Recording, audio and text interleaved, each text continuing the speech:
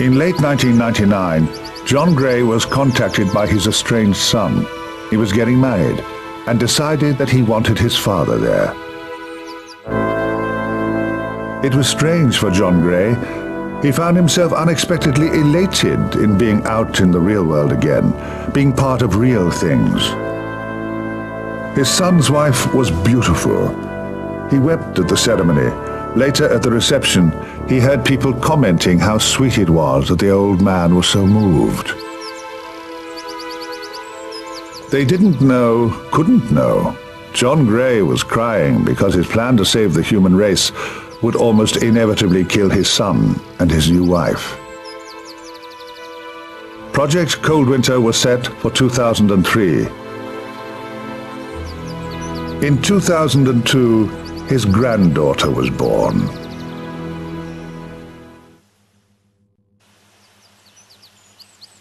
John Gray sat with his baby granddaughter and told her a story, the only person he could tell. He told her about Cold Winter. I told her about Cold Winter. Dieback is when a species is decimated back to sustainable levels. In the case of the human race, we estimate this to be some 600 million people worldwide. We planned and debated and calculated for decades, my darling little girl.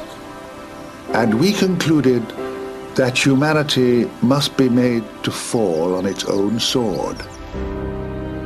We determined that the detonation of selected nuclear stockpiles in a specific pattern would induce nuclear winter.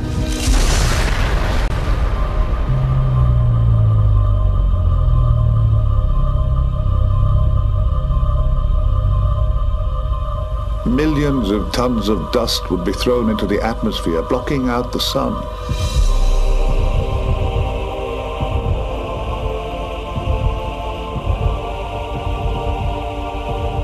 In our scenario, nuclear winter would freeze out the world for 30 years, leaving a base population of 600 million.